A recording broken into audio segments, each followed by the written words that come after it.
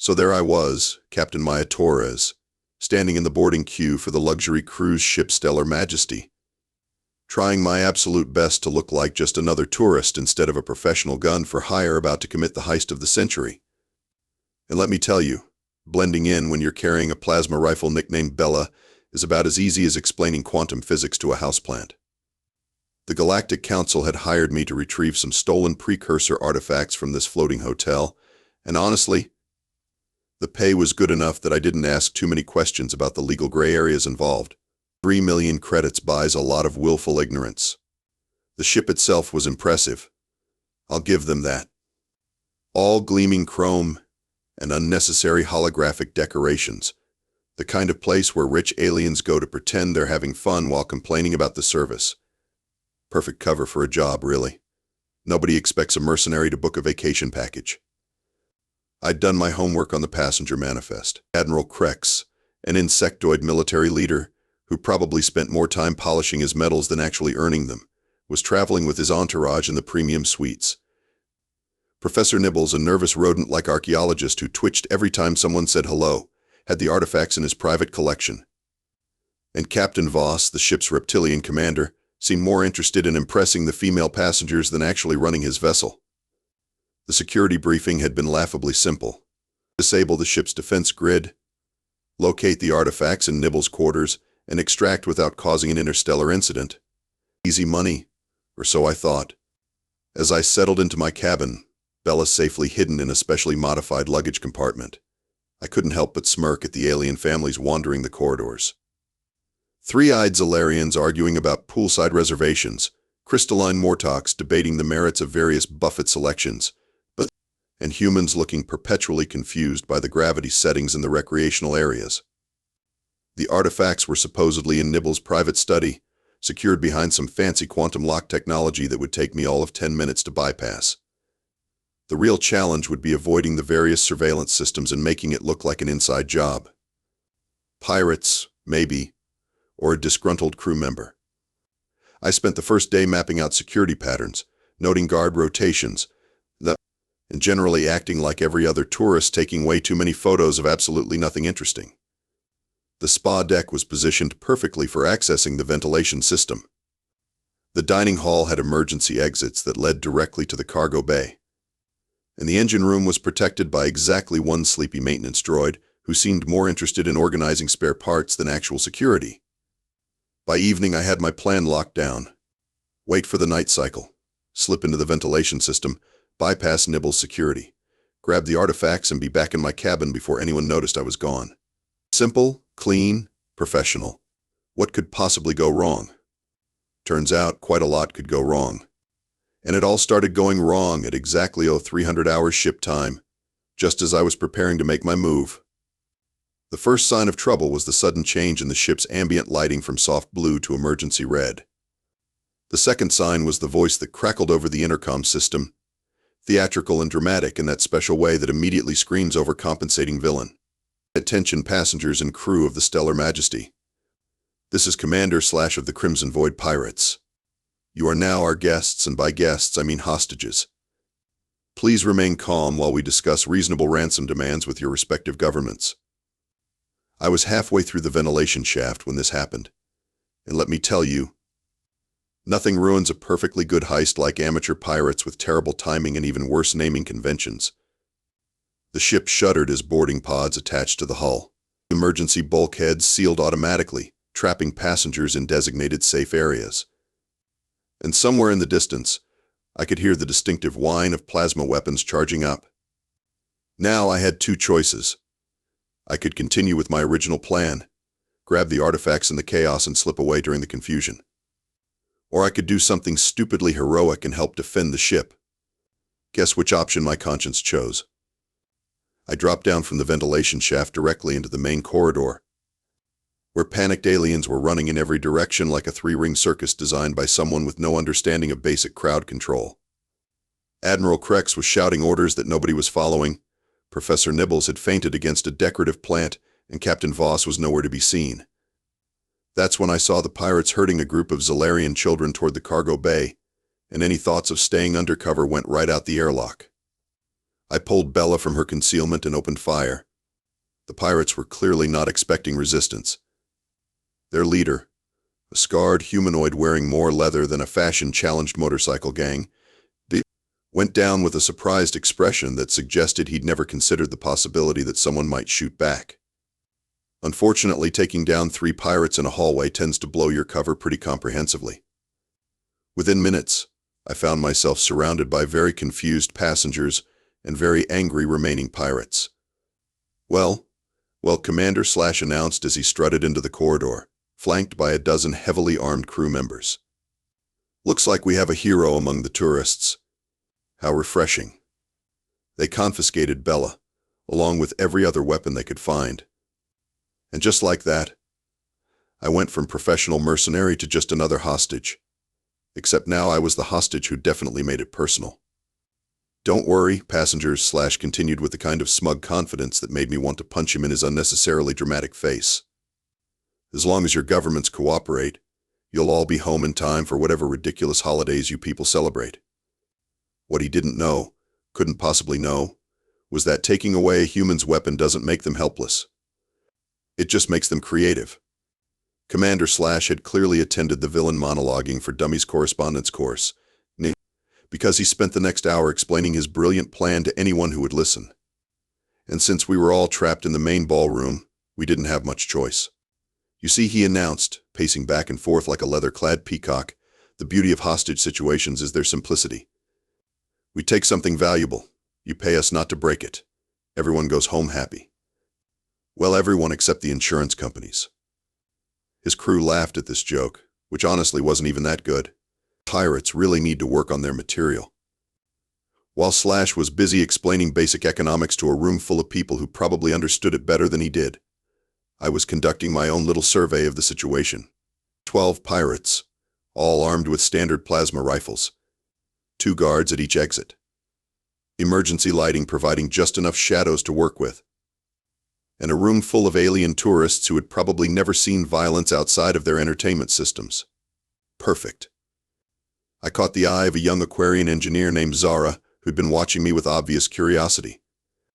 She had that look that suggested she was more interested in how things worked than why they weren't supposed to work that way. Exactly the kind of partner I needed. Excuse me, I whispered during one of Slash's longer monologues about the unfairness of galactic taxation policies. You wouldn't happen to know anything about the ship's environmental systems, would you? I designed half of them, she whispered back, her gills fluttering with nervous excitement. Why? Why? Because I'm about to give these pirates the worst day of their lives, and I could use some technical support. Over the next hour, while Slash and his crew argued about ransom amounts and showed off their stolen loot, I began my masterpiece.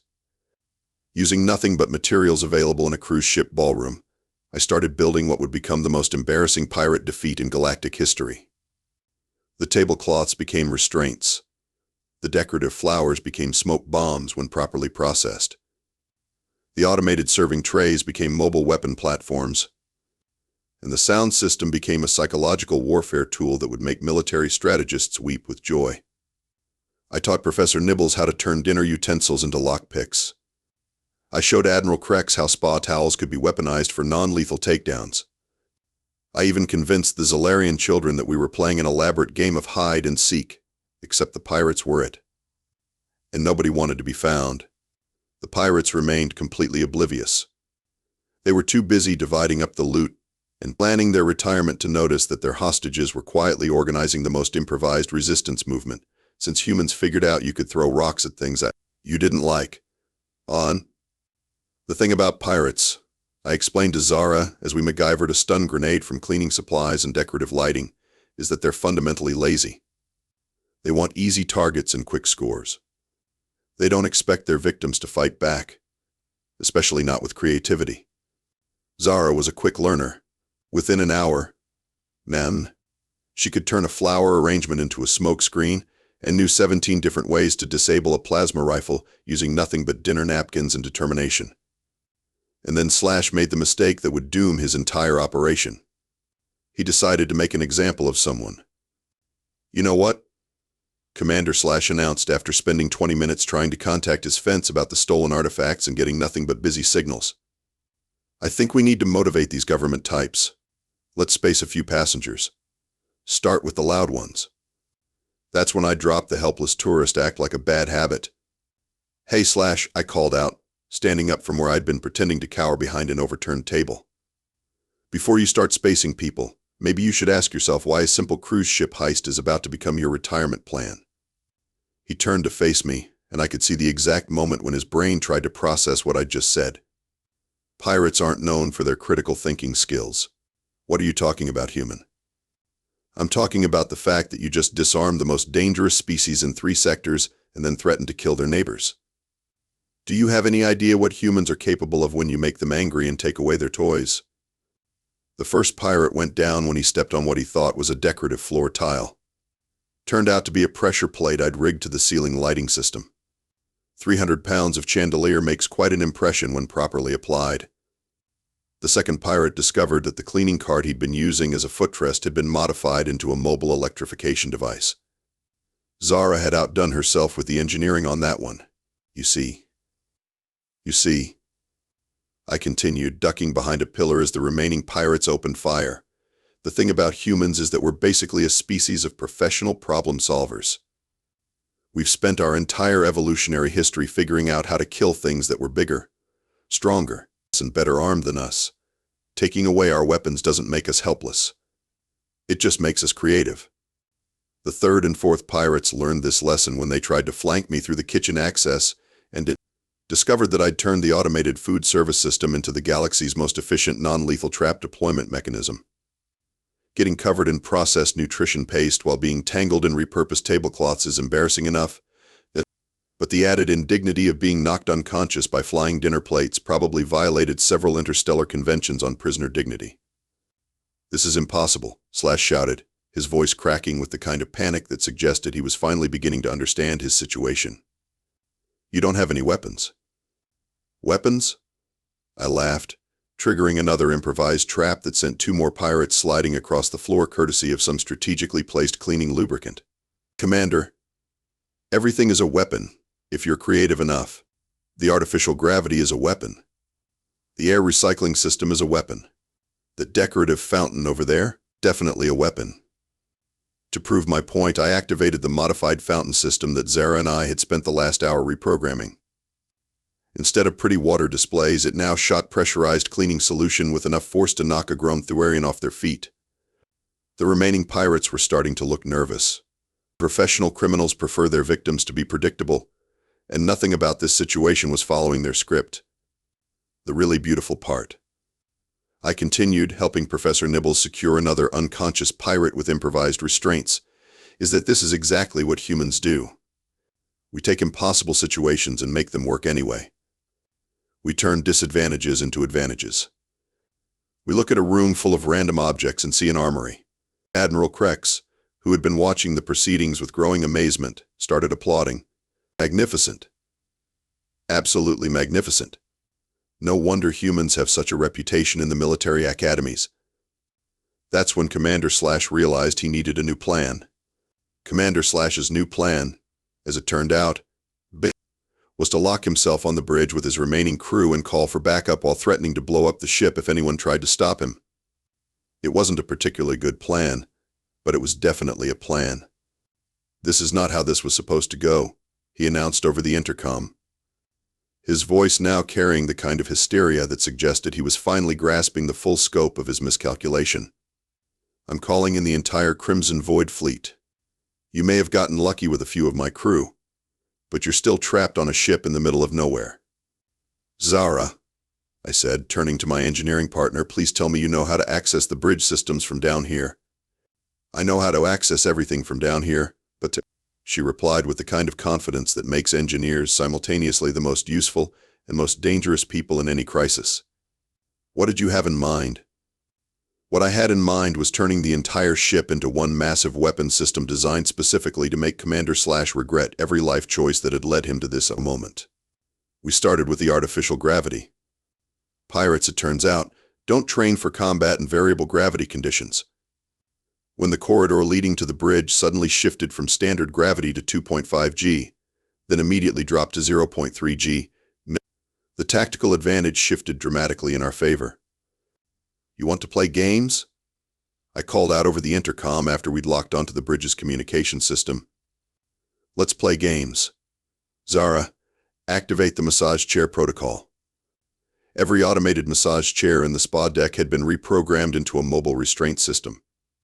The pirates who'd been guarding the secondary corridors suddenly found themselves being very thoroughly and inescapably massaged into unconsciousness by therapeutic devices that had been optimized for civilian relaxation, not military containment. "This is insane," screamed over the comm. "You can't turn a cruise ship into a weapon, Commander."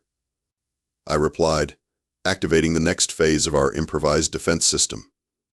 I just turned a ballroom into a tactical command center using nothing but party decorations and cleaning supplies. A cruise ship is basically a floating city full of systems that can be repurposed for creative problem-solving.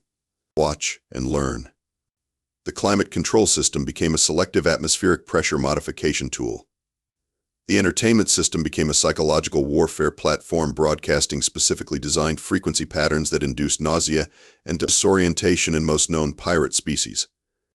And the automated navigation system became a precision maneuvering platform that used the ship's own momentum to create strategic advantages. But the real masterpiece was what we did with the swimming pools.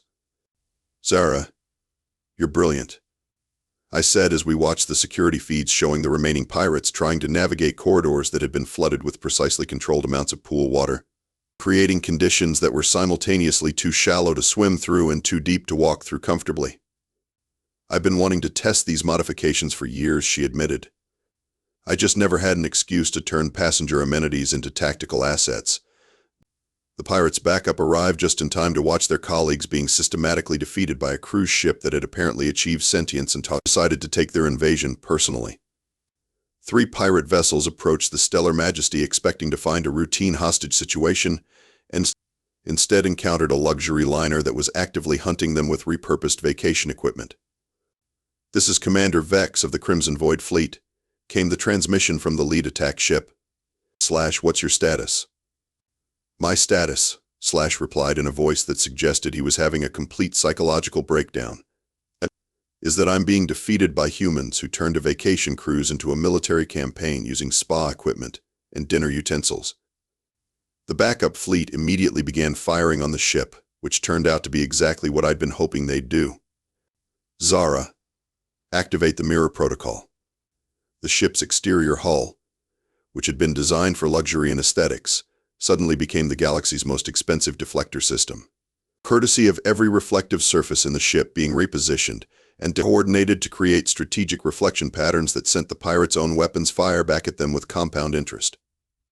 20 minutes later, the Crimson Void pirates were either unconscious, surrendering, or trying to explain to their insurance companies why their ships had been defeated by a cruise liner equipped with weaponized vacation amenities. Commander himself was found in the bridge, curled up in a corner, mumbling something about humans being unnatural and definitely not supposed to work that way. The ship's automated systems had apparently convinced him that the entire vessel was alive and personally offended by his presence. "Well," I said to Zara as we surveyed the aftermath, "that was more excitement than I usually get on a simple retrieval job." The artifacts, as it turned out, were still in Professor Nibble's quarters, exactly where they were supposed to be. The pirates had been too busy planning their ransom demands to actually secure their primary objective. Professional criminals really need to work on their project management skills. Admiral Krex was practically bouncing with excitement as he compiled his report on human tactical capabilities. "Outstanding. Simply outstanding. I must recommend you for a commendation from the Galactic Defense Force. The strategic implications of your improvised weapon systems are revolutionary." "Thanks, but I'm really more of a freelance kind of person," I replied, carefully packing the artifacts and trying to figure out how to explain this situation to my clients at the Galactic Council. Captain Voss finally emerged from wherever he'd been hiding during the crisis, took one look at the aftermath, and immediately started drafting new security protocols that apparently involved hiring humans as permanent cruise ship defense consultants. The other passengers had organized themselves into an impromptu celebration committee, convinced that they'd just witnessed the most exciting vacation experience available in civilized space. Several of them asked for my contact information for future travel planning purposes. So what happens now? Zara asked as we watched the Galactic Defense Force arrive to clean up the remaining pirates and process the crime scene.